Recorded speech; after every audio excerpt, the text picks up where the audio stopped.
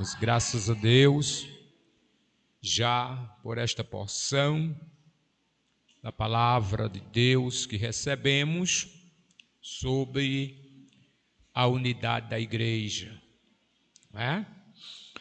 Nós temos um assunto para falar com os irmãos. Capítulo 5 do Evangelho de Jesus, segundo o evangelista Mateus. É um texto bem conhecido já, mas é bom a gente lidar com coisas conhecidas, né? Porque todo mundo sabe do que é que a gente está tratando. 5:16 de Mateus. Como é que diz? 5:16. Vós sois o quê?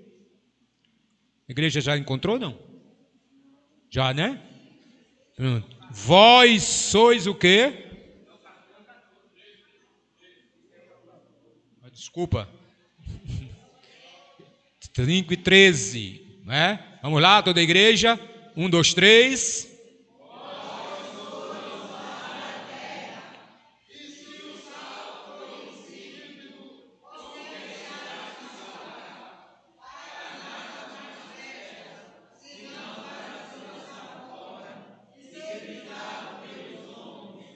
Pronto, amém. No versículo seguinte, o versículo 14, ele vai fazer uma metáfora a respeito da luz, dizendo, Jesus também dizendo para os seus discípulos: vós sois a luz do mundo.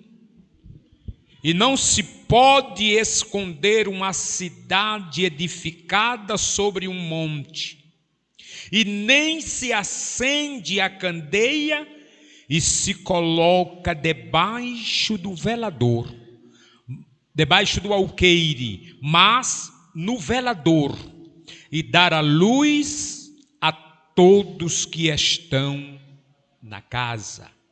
Aí eu vou logo ler o seguinte: assim, escutem isso, assim resplandeça a vossa luz diante dos homens, para que vejam as vossas boas obras e glorifiquem a vosso Pai que está no céu.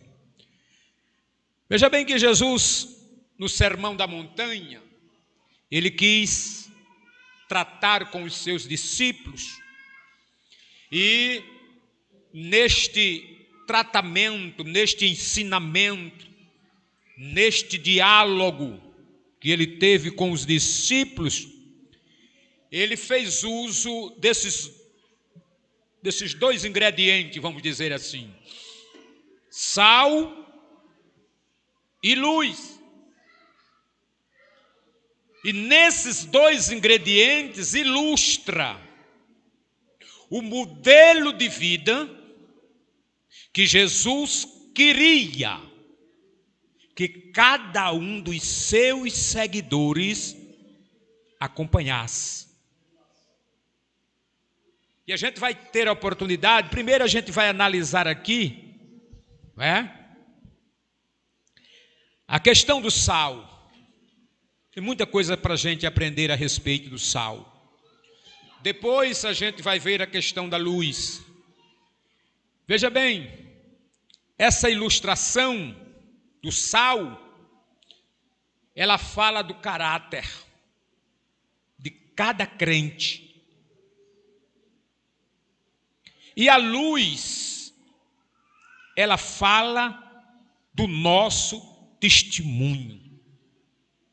Por isso que crente tem uma responsabilidade muito grande por onde anda, com quem anda, aonde entra, aonde compra, aonde mora, aonde vive, aonde estuda, aonde trabalha. Crente tem responsabilidade, não é?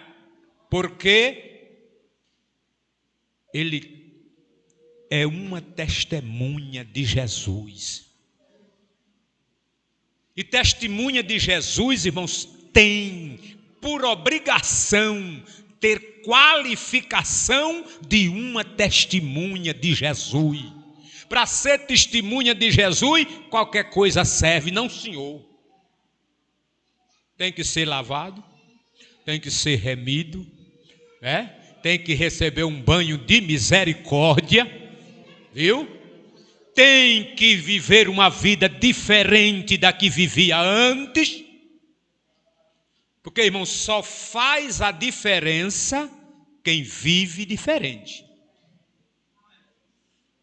E aqui ninguém foi chamado para ser igual, não.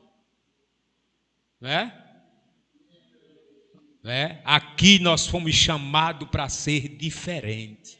Eita, que negócio é esse? O irmão acabou de dizer que a gente era para ser um, e agora eu venho dizendo que a gente é para ser diferente. Mas cada coisa no seu devido lugar. Como é que 2 Coríntios 5,17 diz? Veja aí, cadê os leitores da Bíblia? Os meninos habilidosos, os irmãos. Mas a gente sabe de cor, né? Assim que, se alguém está em quem? É o quê? Nova criatura. As coisas velhas, isso fala de mudança, de diferença. E tudo se fez novo. Então eu não posso agora fazer o que eu fazia antes.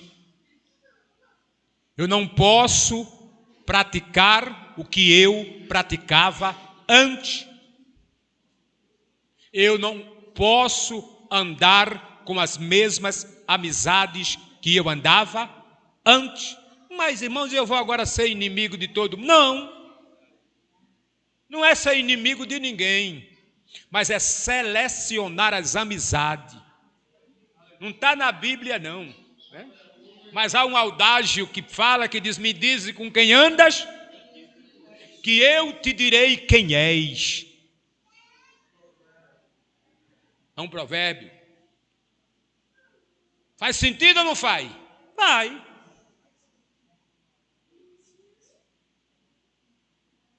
Porque a Bíblia também diz assim: quem é santo, santifique-se ainda. E como é que eu vou me santificar ainda andando com gente mais troncha do que eu? Eu preciso procurar andar com quem é mais crente do que eu. Eu preciso me aliar com pessoas de bom testemunho. Eu preciso me aliar com pessoas que por onde passa chama a atenção, mas de forma positiva. E alguém chegar a dizer assim: se um dia eu for crente, eu quero ser crente como aquele irmão ali. É bonito ou não é? E se um dia eu for crente, eu quero ser crente como aquela irmã ali.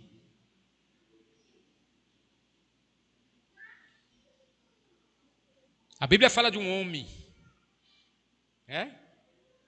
passava para lá, passava para cá, e uma mulher muito rica lhe observava.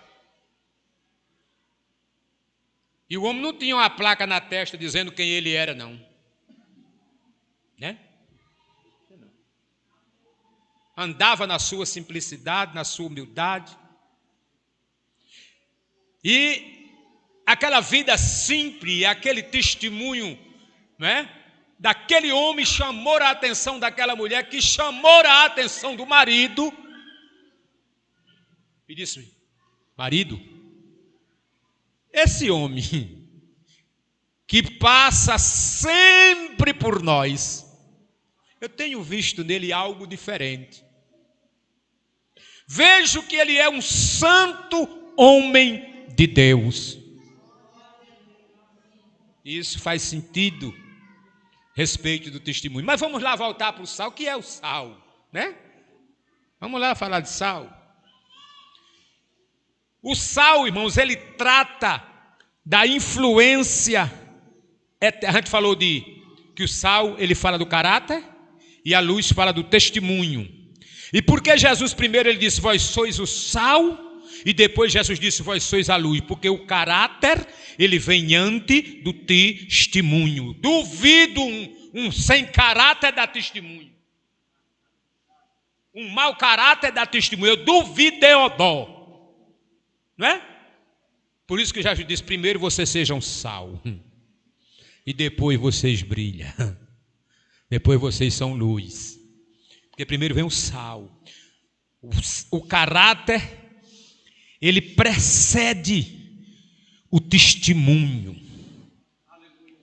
O sal, irmãos, ele fala da influência interna. Porque as mulheres que trabalham muito em cozinha muita coisa boa para a gente, né? Elas preparam lá as suas comidas, mas tem aquele cuidado com o sal, não é? Não podem botar muito, porque senão estraga. E se botar pouco, a comida não fica sem sabor. Porque o sal é quem dá muito sabor. Eu ainda sou de um tempo que lá em casa não tinha geladeira. Tinha muito, era menino. Era a escadinha. E mamãe vinha para a feira no sábado, aí comprava lá umas carnes, uns peixes. Mas quando chegava em casa, a primeira providência era salgar. Salgava, botava numa peneira, né? Mas aquele povo antigo chamava arupema, não era assim? Arupema, uma moça está concordando comigo ali. Arupema, era, né? Se peneirava as coisas e tal, aí ela espalhava tudinho ali e botava para secar. Ô irmão, não segurava só uma semana não, podia esperar o mês todinho, que estava lá, nem apodrecia, viu? E ficava no ponto, da hora que precisasse ia lá, pegava o barriguinho de alumínio, que eram os peixinhos que tinha assim, chamado de barriguinha de alumínio. Ele tinha uma listinha de alumínio assim na barriga. É o caico, o caico original. Né? Bodó, também tem o nome de Bodó, irmã. Esse povo jovem não sabe o que é isso, não. Isso. Aí pronto, ela botava ali, aquela peneira ali, dava aquela salmoura, ajeitava, enxugava, e pronto. Ali usava o meio todinho, se fosse preciso. Por quê? Por causa do sal. Ele dá uma influência interna. Por que a influência dele é interna? Porque ninguém vê o sal, vê? Vai lá, bota, aduba lá o negócio, mas vai procurar ele para ver se tu acha, só vai sentir o sabor. Mas visualmente falando, você não vai ver. Você vai sentir o sabor. Porque a influência do sal, ela é interna. Né? Então, e a luz já fala da influência externa. Por isso que a luz fala de testemunho. Porque quando o sal fala do caráter, é muito fácil alguém mau caráter se passar por bom caráter. Por quê? Porque a gente não está vendo. Tem gente que diz assim, quem vê cara não vê coração. Às vezes alguém se transveste de uma personalidade capaz de enganar a muita gente. Mas por trás daquela personalidade está um caráter deformado. Por quê? Porque ninguém vê. Só vai ver a partir das suas ações, mas o testemunho é diferente. Testemunho é aquilo que a mulher olhou para o profeta e disse: vejo que esse que passa sempre por nós é um santo homem de Deus. O que era aquilo? Testemunho. Né, irmão? Era aquele tipo de homem que passava, bom dia, boa tarde, com todo respeito. Era aquele tipo de homem que não passava soltando enxerimento a mulher dos outros. Eita! Né? Era aquele tipo de homem que se comportava dentro de um padrão moral. Chamou a atenção daquela mulher como testemunha, a mulher contou ao marido, e o marido concordou com a mulher. E não era muito fácil a mulher chegar para falar de um homem que passava na porta de casa toda hora. E ela, né? Dar o testemunho de um estrangeiro que ficava passando para lá de vez em quando, para cima e para baixo. E o marido chegar e ainda concordar com ela. Porque aquele homem era luz. Mas vamos mais na frente, que tem mais coisa para a gente aprender aqui. Eita, vou já terminar. Mas eu posso continuar para a semana? Posso? O negócio vai apertar um pouquinho a gente, mas é bom. É bom. O sal, quando bate na ferida, não arde? Bom, se tiver ferida aqui, o sal vai sarar em nome de Jesus. Vai. Se tiver mágoa, o sal vai bater em cima, vai doer. Se tiver contenda, o sal vai bater em cima também, vai incomodar. Se tiver desunião, vai haver união. Alguém vai acabar com essas picuinhas, porque na igreja de Jesus não é para ter essas coisas. Só tem 3 céus. O Paulo foi até o terceiro. Diz que primeiro é a abóbada, essa abóbada azul que a gente vê, aonde passa as nuvens. O segundo céu é o paraíso e o terceiro é onde está Deus. É isso mesmo, pastor? Pronto, me ajuda aí. Tá certo? Então, veja aqui. O sal trata da influência interna e a luz trata da influência externa. O sal, ele influencia sem ser visto. Já a luz, ela influencia sem poder deixar de ser vista. A gente vê. A luz a gente vê. É impossível a gente não ver a luz. Só se ela estiver apagada, irmão. Só se ela estiver apagada. Se alguém apagar ali, de repente faltar energia, ou se alguém for ali desligar os disjuntores, aí a gente só sabe onde ela está, porque tem uma carreira aqui, tem outra carreira ali, tem outra ali, mas ninguém vê.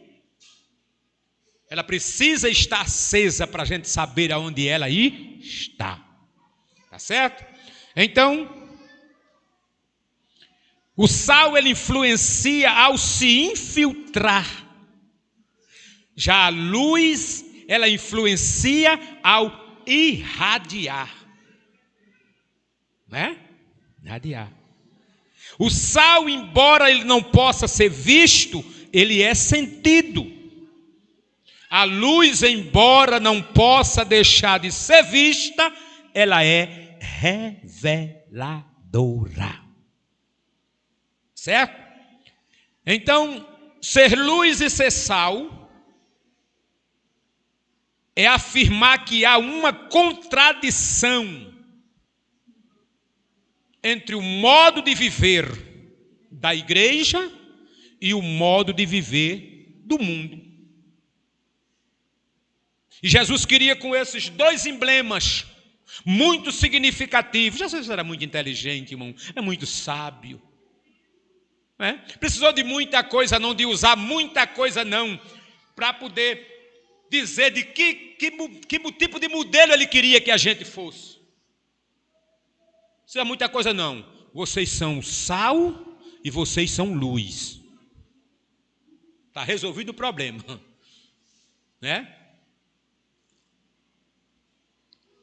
Já imaginou, irmão? Jesus disse assim: vocês são sal Vós sois o sal da terra.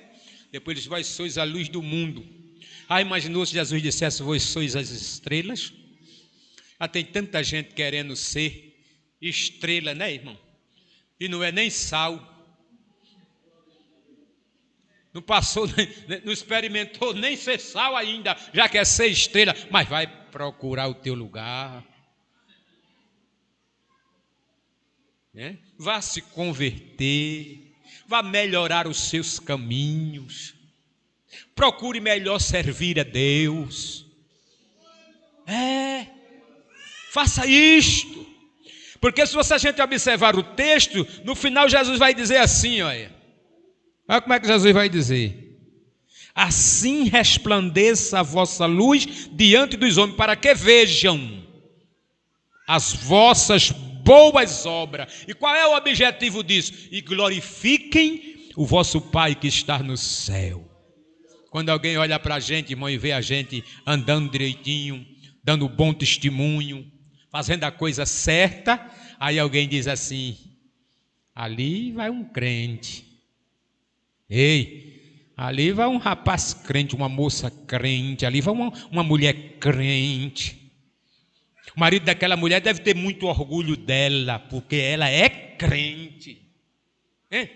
E quando estão dizendo isso, irmão, o nome de Jesus está sendo glorificado, mesmo de forma indireta. Mas quando alguém dá bom testemunho de mim e de você, pelo esforço que a gente faz em viver neste mundo e não se misturar com ele,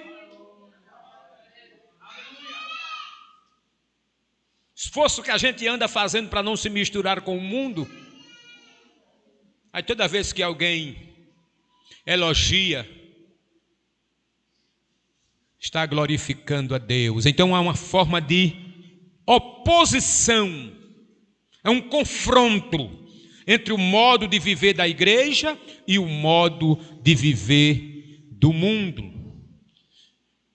Não precisa, todo mundo aqui sabe que a realidade do reino de Deus e do reino do mundo são totalmente diferentes. Tá certo? Essa realidade é totalmente diferente, é como luz e trevas. Não dá para se misturar, não, senhor. Elas nunca se relacionam entre si. De um lado, a decomposição. Do outro, a preservação. De um lado, a escuridão. Do outro, a iluminação. Por isso, sal. Porque o sal, ele traz o efeito preservador. Sal não precisa aparecer para atuar. Ele está lá escondidinho, mas está agindo. Ele está lá escondidinho, mas ele está trabalhando, ele estará atuando. E quando o efeito preservador chega, faz cessar a decomposição. Aquilo que estava estragando, para de se estragar, porque chegou o sal. Chegou o sal.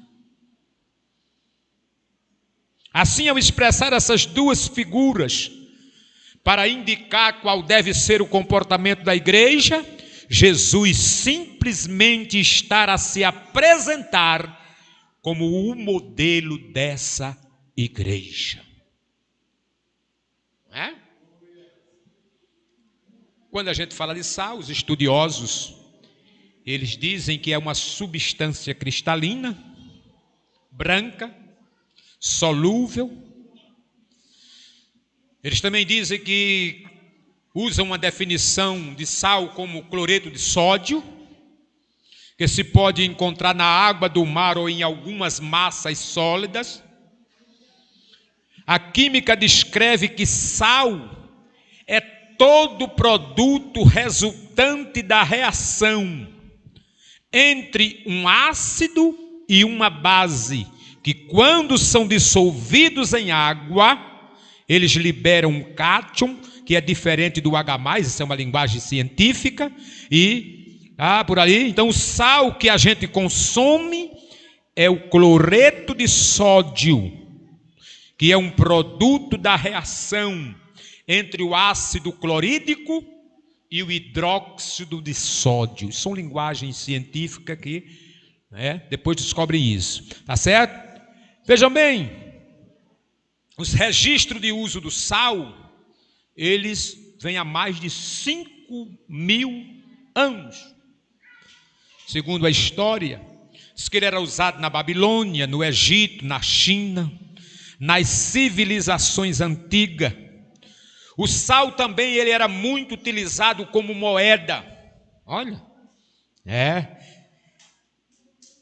ele era usado como forma de conservar alimentos, ele era usado para lavar, para tingir e para amaciar o couro.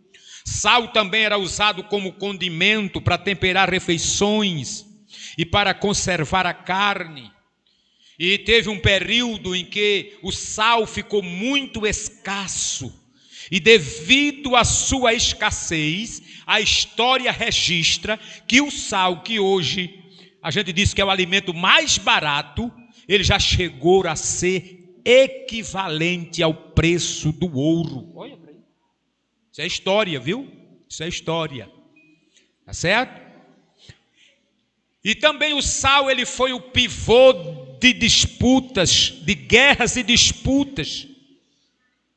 As primeiras estradas que foram construídas, elas tinham como objetivo, elas foram construídas para se transportar sal. O objetivo delas serem construídas era para transportar sal. Tal era a importância que o sal tinha. Tá certo? E hoje, graças a Deus, o sal está ao alcance de todos, né? Então na Bíblia o sal é mencionado como tempero. Jó capítulo 6, versículo 6, Marcos capítulo 9, versículo 50. Também a Bíblia também menciona o sal como remédio, como conservante. Ezequiel capítulo 16, versículo 4. Também é usado em simbolismo.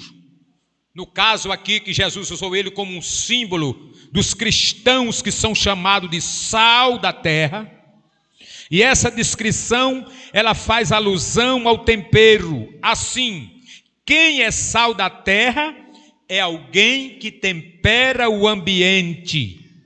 Essa pessoa, por meio de sua crença e fé, inspira e gera nos outros um gosto especial, um sabor especial no meio em que ele convive, no meio em que ele se encontra. É por isso, meu irmão e minha irmã, que você é chamada de sal da terra.